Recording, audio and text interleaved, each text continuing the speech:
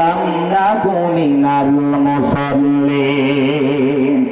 আল্লাহ পাক বলছেন, এটা সূরা মুদাসসিরের 40 নম্বর আয়াত, যে ফি জান্নাতি ইয়াতাসাআলুন, ইন গার্ডেন্স কোশ্চেনিং ইজ আদার, একে অপরকে কোশ্চেন করছেন কোথায় গেল তারা, অর্থাৎ বাগিচার মধ্যে তারা একে অপরকে ডাকছেন যে কোথায় তারা। আল্লাহ বলছেন আনিল মুজরিমিন, তারা ক্রিমিনালস প্রসঙ্গে একে অপরকে জিজ্ঞাসাবাদ করছে, আবাউট দ্য ক্রিমিনালস, অর্থাৎ গুনাহগাররা কোথায়, জাহান্নামীরা কোথায়, একে অপরের দিকে তারা যখন ইঙ্গিত করছেন তখন আল্লাহ বলছেন নিচেই জাহান্নাম। ওরা জাহান্নামীদেরকে দেখলেন এবং বলছেন যে মা সালাকাকুম ফি সাকর, এই জাহান্নামের অধিবাসীরা তোমাদেরকে কিসে এই জাহান্নামের দিকে নিয়ে আসলো, কোন এমন বদ আমলের কারণে তোমাদেরকে জাহান্নামে আসতে হলো, হোয়াট পুট ইউ ইনটু সাকার, কেন তোমাদেরকে আল্লাহ তাবারক তাআলা এই সাকারের ভিতরে আনলেন, একবার একটু বলো, আমাদের শোনার খুব ইচ্ছা, খুব আকাঙ্ক্ষা। আল্লাহ রাব্বুল আলামিন জানা দিলেন, সেদিন জাহান্নামীরা জান্নাতের অধিবাসীদেরকে ডেকে ডেকে বলবেন, ক্বালু লাম নাকু মিনাল মুসাল্লিন। নারায়ে তাকবীর। হায় হায়, ধোপাই করিতে কি আল্লাহর নাম আছে নাকি ঘাটছে? কথা কয় না কি ধোপাই করিতে আল্লাহর নাম নাই? এদিকে তাকান। তো ধোপাই করিতে যদি সত্যিকার অর্থে আল্লাহ তাবারক তাআলার নাম থাকে, তাইলে তো আল্লাহর নামটা ধীরে না। আল্লাহ নিজে বলেছেন যে আল্লাহ তাবারক তাআলার বরত্ব, প্রশংসা, মহত্ব, ওয়ারাব্বাকা ফাকাব্বির, এটা জোরে হবে, এটা ধীরে নয়। নারায়ে তাকবীর। আল্লাহু আকবার। হ্যাঁ, ঠিক আছে। প্রিয় ভাইরা আমার, প্রিয় বাবারা আমার, ডেকে ডেকে বলছেন, এ জান্নাতীরা তোমরা শোনো গো, আল্লাহ রাব্বুল আলামিন কেন আমাদেরকে এই জাহান্নামে আনলেন। লাম নাকু মিনাল মুসাল্লিন, এক নাম্বার অপরাধ হলো আমরা নামাজ পড়তাম না। হায় রে, এই যে কি কোনে ঠান্ডা গেল। শীতের সময় ইমানদারের জন্য বড় আকারের একটা পরীক্ষা ছিল। যারা পাকাপোক্ত ইমানদার তাদেরকে মসজিদে পাওয়া গেল, আর যারা বেঈমান তাদেরকে বাহিরে ঘুমের ঘরে পাওয়া গেল। কথা বলেন বাবারা, ঠিক কিনা? নামাজ, কালেমা পড়ার পরে একজন মুসলমানের জন্য নামাজ একমাত্র সবচাইতে বড় ইবাদত। নামাজই একমাত্র পারে মানুষকে সমস্ত ফায়সা, বেহায়াপনা, গুনাহের কাজ এবং অপকর্ম থেকে দূরে রাখতে।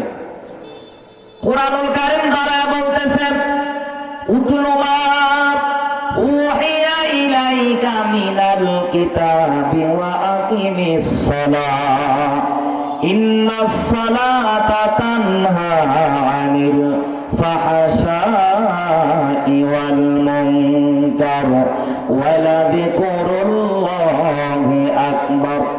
আল্লাহ রাব্বুল আলামিন বলেন, নবী আপনি তেলাওয়াত করেন যেটা আপনাকে মুখী আকারে দিলাম, আর কুরআনুল কারীম তেলাওয়াত করার পরে আপনার 2 নাম্বার কাজ হলো আপনি নামাজটা ঠিক মতো কায়েম করে দেন। কেননা ইন্নাস সালাতা তানহা আনিল ফাহশাই ওয়াল মুনকার, এই নামাজই পারে একমাত্র মানুষকে ফায়সা এবং বেহায়াপনা কাজ থেকে দূরে রাখতে।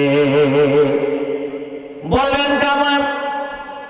ইবনে কাসির রাহিমাহুল্লাহ রেখে বলেন, একজন ইমানদার যখন দৈনিক নামাজ পড়বেন, অথবা একজন গুনাহগার যখন দৈনিক 5 ওয়াক্ত নামাজে অ্যাটেন্ড করবে, নামাজ পড়তে পড়তে ওই ব্যক্তিটার অন্তর এমন ভাবে আল্লাহর সঙ্গে মিলিত হয়ে যাবে। আল্লাহ বলছেন ওয়াসজুদ ওয়াক্তারিব, বান্দা সেজদা লাগাও, সেজদা যার যত ভালো ওই ব্যক্তি তত আল্লাহর নিকটবর্তী হয়ে যাবে। এটা শাবান মাস, এটার পূর্বে যেই মেরাজের মাসটা চলে গিয়েছে, মাসটার নাম হচ্ছে রজব। এই রজব মাসে আল্লাহর পয়গম্বরের মেরাজ হয়েছে, 7 আসমান পাড়ি দিয়ে স্বয়ং আল্লাহ তাবারক তাআলার সঙ্গে সাক্ষাৎ করেছেন এবং আল্লাহ তাবারক তাআলা তারে চাক্ষুষ, জান্নাত, জাহান্নাম এবং হাউজে কাউসার সহ কয়েকটা বস্তু আল্লাহ পাক তারে চর্মচোখে দেখায় তারপরে আবার দুনিয়ার জমিনে পাঠিয়ে দিয়েছেন। খুশি হয় কোন? সুবহানাল্লাহ। প্রিয় ভাইরা আমার, প্রিয় বাবারা আমার, নামাজ কত বড় দামি ইবাদত। নবী মেরাজ করলেন আসার সময় আল্লাহ রাব্বুল আলামিন বললেন, নবী চলে যাবেন, চলে যান, কিন্তু আপনার উম্মতের জন্য আমি আল্লাহ রাব্বুল আলামিন দৈনিক 50 ওয়াক্ত নামাজ হাদিয়া দিয়ে দিলাম। নবী বললেন, ওগো আল্লাহ, আমি চর্মচকে আপনার দেখলাম, কিন্তু আপনার গুনাহগার উম্মত, আপনার গুনাহগার বান্দাগুলো আপনারে দেখলো না। আল্লাহ বললেন, ওগো নবীজি, আপনার সঙ্গে আমার দিদার হয়েছে একবার, আর গুনাহগার উম্মত গুলো যদি এই 50 ওয়াক্ত নামাজ পড়ে তাইলে গুনাহগারের সঙ্গে দিদার হয়ে যাবে 50 বার। আল্লাহর পয়গম্বর উনি আনন্দিত হয়ে চলে আসছেন। পথিমধ্যে পঞ্চম আসমানে যার সঙ্গে সাক্ষাৎ হলো, কেউ বলেছেন যে এটা ষষ্ঠ আসমানে, তো যার সাথে সাক্ষাৎ হলো উনি হচ্ছেন পয়গম্বর হযরতে মূসা। উনি বললেন, ওগো মুহাম্মদ, আপনার উম্মত এত বেশি নামাজ পড়তে পারবে না, আমার উম্মতেরা এত কম নামাজ, তাই তারা পড়ে নাই, তারা নাকচ করেছে। নদী পারের সময় তাদেরকে বলেছিলেন আল্লাহ যে তোমরা বলো উনজুর না, এটা বলো, ওরা বলেছিলেন এটার বিপক্ষে উল্টা করে। আপনার উম্মত গুলো এত বেশি নামাজ পড়তে পড়তে কাজ করবে কখন, নামাজ পড়বে কখন? দিনে রাতে 24 ঘন্টা, তাইলে তো আধা ঘন্টা পর পর নামাজ আমাদেরকে পড়া লাগতো। কথা বলেন ঠিক কিনা? পয়গম্বর মূসা যখন বললেন, নবী আমার আল্লাহ রাব্বুল আলামিনের কাছে চলে গেলেন, আল্লাহ রাব্বুল আলামিন ধরে নামাজটা আমাদের জন্য কমায়া দিলেন। বারে বারে ধাপে ধাপে পয়গম্বর মূসা আলাইহিস সালাম আমাদের নবীরে পাঠায়া দেন, আর আল্লাহ রাব্বুল আলামিন নামাজকেও কমায়া দেন। এভাবে কমাতে কমাতে নবীরে যখন 5 ওয়াক্ত নামাজ দেওয়া হলো, পয়গম্বরকে আবার মূসা কালিমুল্লাহ বললেন, আবার যান। নবীকে বললেন, ওগো বন্ধু মূসা, আমি আশঙ্কা করি আল্লাহর কাছে যদি আমি আবারও চলে যাই, আল্লাহ রাব্বুল আলামিন যদি রাগান্বিত হয়ে নামাজকে আমার উম্মতের কাছ থেকে তুলে নেন, তাইলে উম্মতের মতো হতভাগা আর কেউ হবে না। সুতরাং আমি এই 5 ওয়াক্ত নামাজ পেয়ে বড় খুশি হয়ে গেলাম। আল্লাহ রাব্বুল আলামিন ডেকে বললেন, হাবিব, আপনারে গাতারতে জানা দিলাম, চলে যান। এই 5 ওয়াক্ত নামাজ যদি আপনার উম্মতেরা খুশু খুজু ইহসানের সহিত আদায় করতে পারে, আমি আল্লাহ রাব্বুল আলামিন বলে দিলাম আপনার উম্মতের আমলনামায় 50 ওয়াক্ত ফরজ নামাজের সওয়াব নগদেই নেকি আকারে লিখে দেব। প্রিয় ভাইরা আমার, প্রিয় বাবারা আমার, জাহান্নামীরাও ডেকে বললেন, জাহান্নামে যাওয়ার 1 নাম্বার কারণ হলো আমরা নামাজ পড়তাম না। এরপরে কোরআনুল কারীমের অনেক জায়গায় আল্লাহ বলেছিলেন, নামাজ প্রসঙ্গে যারা উদাসীন, ফাওয়াইলুল লিল মুসাল্লিন, ওয়াইল নামক দুজকের ভিতরে তারা যাবে যারা তাদের নামাজ প্রসঙ্গে উদাসীন ছিল। পয়গম্বর যেমনি নামাজ পড়লেন, আল্লাহর নবী তেমনি আমাদেরকে নামাজ পড়ার হুকুম দিলেন। এজন্য হাদিসের ভিতরে নবী ডেকে বলেন, সাল্লু কামা রাআইতুমুনি উসাল্লি, আমি নবীকে যেমন করে নামাজ পড়তে দেখেছ, এ আমার উম্মতেরা তোমরা তেমন করে নামাজ আদায় করতে থাকো। নারায়ে তাকবীর। পয়গম্বর জানলে নামাজ পড়েছেন, হুবহু অনুকরণ করে নামাজ আদায় করেছেন সাহাবায়ে কেরামগণ। খুশি হয় কোন ঠিক কিনা? প্রিয় ভাইরা আমার, প্রিয় বাবারা আমার, সিরাতের কিতাবের ভিতরে পড়েছি, সিরাতে মুস্তাফার ভিতরে পড়লে পাবেন, নবীর যখন জানটা কবজ করা হয়, আল্লাহর নবীর যখন রূহটা বের হয়ে যায়, তখন তিনি কয়েকটা কথা বললেন। তার ভিতর থেকে একটা গুরুত্বপূর্ণ কথা ছিল, আসসালাত আসসালাত, উম্মতরে নামাজটা ঠিকমতো আদায় করো। আম্মা জান আয়েশা সিদ্দিকা রাদিয়াল্লাহু তাআলা আনহা বলেন, ইন্তেকালের আগ মুহূর্তে পয়গম্বরের ভীষণ জ্বর চলে এলো। নবী আমার মনের দিক থেকে শান্তি পাচ্ছেন না। পয়গম্বর তিনি মসজিদের নববীর পাশে তার নিজ কামরা হুজরাখানার ভিতরে শোয়া। আম্মা জান ডেকে বলেন, তারে আমি চাদর দ্বারা ঢেকে রেখে দিয়েছি। ইতিমধ্যে যখন রাত পেরিয়ে ভোর হয়ে গেল, ফজরের ওয়াক্তে যখন যখন হযরতে বেলাল, উনি এবার ছিলেন মদিনার এবং মক্কার শ্রেষ্ঠ মুয়াজ্জিন। হযরতে বেলাল উনি সুন্দর করে আযান দিয়া দিলেন। আযান যখন শেষ হয়ে যায়, পয়গম্বরের অসংখ্য অগণিত সাহাবীগুলো মসজিদে নববীতে নামাজ আদায়ের জন্য তারা অপেক্ষমাণ। নবী কখন আসবেন? জনাবে মুহাম্মদুর রাসূলুল্লাহ সাল্লাল্লাহু আলাইহি ওয়াসাল্লাম তিনি ছিলেন জামানার শ্রেষ্ঠ একজন ইমাম। উনি আসলে তার নেতৃত্বে সাহাবায়ে কেরামগণ নামাজ আদায় করবেন, ফজরের নামাজ। আল্লাহ কোরআনুল কারীমের ভিতরে বলেন, ফজরের নামাজে তোমরা কেরাতটাকে একটু লম্বা করে পড়ো। প্রিয় ভাইরা আমার, প্রিয় বাবারা আমার, নবীজির সাহাবী ১৫০০ বছর পরে রাসূলুল্লাহর ইন্তেকালের আগ মুহূর্তে যখন তারা নবীজির জন্য অপেক্ষা করতেছে, নবী আসলে তারা তার ইমামতিতে নামাজ আদায় করবেন। কিন্তু পয়গম্বর কিছুক্ষণ পরে খবর পাঠিয়ে দিলেন, এ আয়েশা তুমি খবর লাগায় দাও, তোমার কলিজার টুকরা আব্বা আর আমার ১ নম্বরের কাতারের সাহাবী হযরতে আবু বকর সিদ্দিক আকবর রাদিয়াল্লাহু তাআলা আনহু তার নেতৃত্বে আজ যেন মসজিদে নববীতে ফজরের জামাতটা অনুষ্ঠিত হয়ে যায়। প্রিয় ভাইয়েরা আমার, প্রিয় বাবারা আমার, পয়গম্বরের পক্ষ থেকে আম্মা জান যখন খবরটা শোনা দিলেন, হযরতে আবু বকর খবরটা পেয়ে গেলেন। পাওয়ার পরে উনি অত্যন্ত বিনয় এবং নম্রতার সহিত মুসল্লার দিকে চলে যান। কিন্তু অন্তরের ভিতরে বড় কষ্ট আর বেদনা। উনি এবার যখন মুসল্লায় দাঁড়ায় গেলেন, ফজরের ওয়াক্তে যখন কেরাত পড়ে, হযরতে আবু বকর উনি কান্না আটকাতে পারলেন না। হযরতে আবু বকর সরনাইরে কান্না করতেছেন। আবু বকরের টেনশন, হাই হাই, জামানার শ্রেষ্ঠ ইমাম হলেন পয়গম্বর, উনি নামাজ পড়ানোর জন্য আমি আবু বকরকে খবর পাঠিয়ে দিলেন। মনে হয় আজ থেকে আমরা পয়গম্বরের পিছনে নামাজ পড়া থেকে মাহরুম হয়ে যাব। আবু বকর কান্দে মদিনার জমিনে মসজিদে নববীতে কান্নার মূল পড়ে গেল। হযরতে আবু বকর যখন কান্দে, পয়গম্বরের অসংখ্য গণিত সাহাবীগুলো হাউমাউ করে কাঁদতেছে। নামাজের ভিতরে ইচ্ছাকৃতভাবে কান্না করলে কিন্তু নামাজটা ভেঙে যাবে, কিন্তু যদি জাহান্নামের কথা স্মরণ করে কান্না করেন তাইলে কিন্তু নামাজটা ভাঙবে না। উপরন্তু আল্লাহর নবী বলেন, জাহান্নামের ভয়ে এবং এক আল্লাহর ওয়াস্তে যেই চোখ থেকে পানিগুলো বের হয়ে যায়, ওই চোখ সহ ওই পুরাপুরি বডিকে আল্লাহ কখনোই জাহান্নামে দিবেন না। নারায়ে তাকবীর।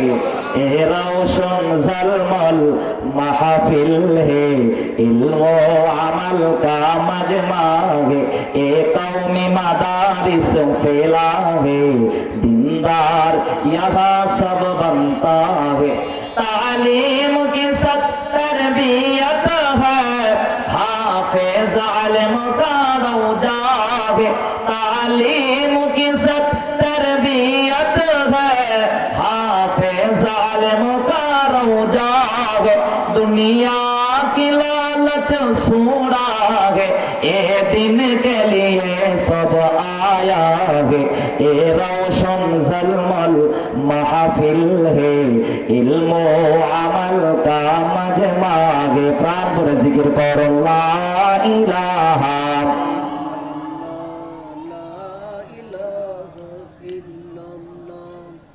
ला इलाहा इल्लल्लाह मुहम्मदुर রাসূলুল্লাহ। সালাম ছেড়ে পড়ছি সাল্লাল্লাহু আলাইহি ওয়াসাল্লাম। কোরআন বর্ণিত আলোচনা, রাসূলুল্লাহর সুন্নাহ ভিত্তিক আলোচনা, এই আলোচনাগুলো কি ভালো লাগে নাকি খারাপ? ভালো লাগে। কথা কয় না। আর কিছুক্ষণ বললে কি থাকবেন নাকি ভাগবেন? ইনশাআল্লাহ থাকবেন তো ইনশাআল্লাহ। দেখি তাকবীরের আওয়াজে বোঝা যাবে কারা কারা থাকবে আর কারা কারা ভাগবে। নারায়ে তাকবীর। আল্লাহু আকবার। ঠিক আছে, এভাবে শেষ পর্যন্ত আওয়াজটা জবানে জারি রাখবেন, তাইলে আল্লাহর পক্ষ থেকে কিছু রহমত আমাদের মাঝে আসবে, এটা আশা রাখছি আল্লাহর উপরে। খুশি হয় কোন মারহাবা। প্রিয় ভাইরা আমার, প্রিয় বাবা আমার, মসজিদে নববীতে কান্নার রূপ পড়া গেল। নবী ডেকে বললেন, আয়েশা তুমি একটু আমারে উঁচু করে ধরো, আমি একটু নামাজের দৃশ্যটা দেখতে চাই। জাহান্নামীরা এক নাম্বার যে কারণে জাহান্নামে যাবে, তারা নামাজ পড়তো না। দেখেন নবী নামাজ রে কত ভালোবাসেন, কত মহব্বত করেন। আম্মা আপনাকে বলেন, নবী আমার এত বেশি অসুস্থ, আমি আয়েশা আল্লাহর পয়গম্বরকে যখন মসজিদে নববীর দিকে জানালার পাশে উঁচু করে ধরে রাখলাম, আমি নজর করে দেখি দু জাহানের সরদার পয়গম্বর, যিনি জান্নাতি নবী, উনি মসজিদে নববীর ফজরের নামাজের দৃশ্য দেখেন, আর তার চোখ থেকে ঠাস ঠাস করে পানিগুলো পড়া যায়। ডেকে বললাম, নবীরে আপনারে আল্লাহ রাব্বুল আলামিন সোনা যদি পাহাড় পরিমাণ চাইতেন তাও দিয়ে দিতেন। আপনারে আল্লাহ দুনিয়ার ধনী বাড়া দিলেন, পরকালে আপনার জন্য জান্নাতের চাবিটা আপনার হাতে দিলেন, আপনারে হাউজে কাউসারের মালিক বানা দিলেন, মাকামে মাহমুদ তথা প্রশংসিত স্থানে আপনারে আল্লাহ দাঁড় করায়া দিলেন। তারপরে আপনি নামাজের দৃশ্য দেখে কেন কান্না করেন? নবী আপনি কি দেখেন না আমার আব্বার নেতৃত্বে মসজিদে নববীতে কি সুন্দর করে নামাজ আদায় করা হয়? নবী রেখে বললেন, আয়েশা যেই কান্নাটা দিলাম এটা আমার চুল পরিমাণ কোন শোকের এবং দুঃখের কান্না নয় রে আয়েশা, এই কান্নাটা আমার অতীব আনন্দের কান্না।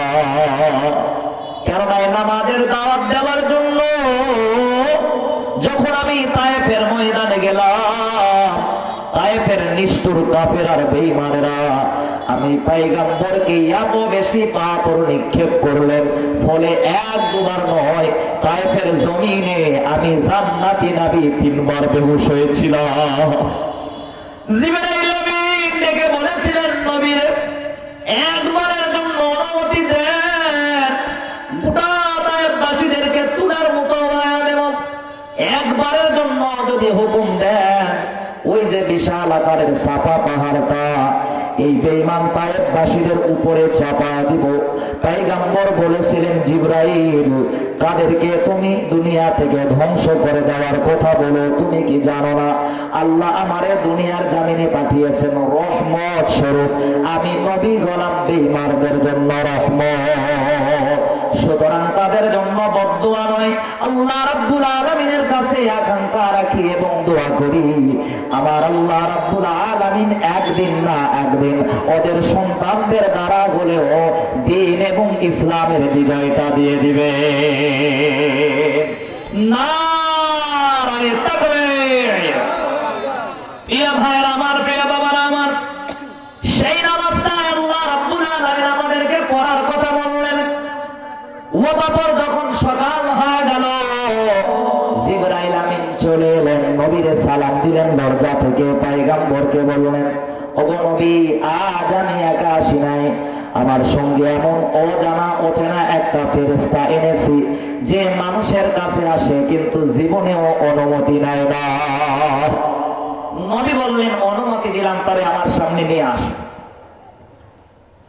নবীর অনুমতি পাওয়ার পরে এবার যখন হযরতে আজরাইল মৃত্যুর কুমান্ডার মালাকুল মাউতকে যখন পেশ করা হলো, নবীর কাছে যখন দাঁড়ায় গেলেন, আজরাইল আলাইহিস সালাতু ওয়াস সালাম নবীরে সালাম দিলেন, বললেন, ওগো নবীজি আল্লাহ আপনারে সালাম জানিয়েছেন এবং আমারে বলেছেন যদি দুনিয়াতে থাকতে চান তাইলে থাকবেন, আর যদি পরকালে যেতে চান আল্লাহ বলেছেন তাইলে পরকালে আল্লাহ আপনার জন্য অপেক্ষীয়মান তথা ইন্তজার করতেছেন। নবী বললেন, আজরাইল আল্লাহ রাব্বুল আলামিন কোনটাতে বেশি সন্তুষ্ট? মৃত্যুর ফেরেশতা ডেকে বললেন, নবী গো আল্লাহ রাব্বুল আলামিন আপনার বিদায়ে বড় রাজি আর খুশি। কেননা কোরআনুল কারীমের ভিতরে আল্লাহ বলেন, ও দুনিয়ার মানুষ, তোমাদের সকলকে মওতের স্বাদটা গ্রহণ করতে হবে। এবং পয়গম্বরকে জানিয়ে দিয়েছিলেন, ইন্নাকা মাইয়িতুন ওয়া ইন্নাহুম মাইয়িতুন। নবী আপনার পূর্বে যত নবী এবং মানুষ ছিল তারা সকলেই মারা গিয়েছে, আপনি পয়গম্বর, আপনারও ইন্তেকাল করতে হবে।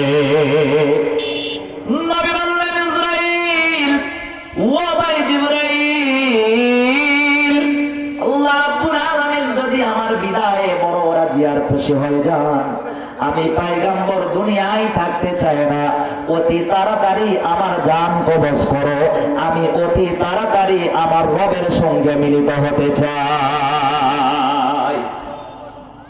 হযরতে আজরাইল আলাইহিস সালাতু ওয়াস সালাম এবার পয়গম্বরের জানটা কবজ করা আরম্ভ করলেন। সিরাতের কিতাবের ভিতরে এসেছে, পয়গম্বরকে বললেন, ইয়ে ভাই আজরাইল, মনে হচ্ছিল উহুদ পাহাড় আমার বুকের উপরে চাপা পড়েছে। আজরাইল ডেকে বললেন, নবী না না, যত মানুষের জান কবজ করেছি তার চাইতে আপনারটা সহজ। নবী বললেন, এমনি কি আল্লাহ কোরআনে বলছেন নাকি, ওয়াজাআত সাকরাতুল মাউত বিল হক যালিকা মা কুনতা মিনহু তাহিদ। অবশ্যই অবশ্যই মরণের যন্ত্রণা সত্য। নবী ডেকে বললেন, আজরাইল, আমার কাজ যদি সহজ হয়, না জানি গুনাহগার উম্মতের জান কবজটা কত কঠিন হয়ে যায়।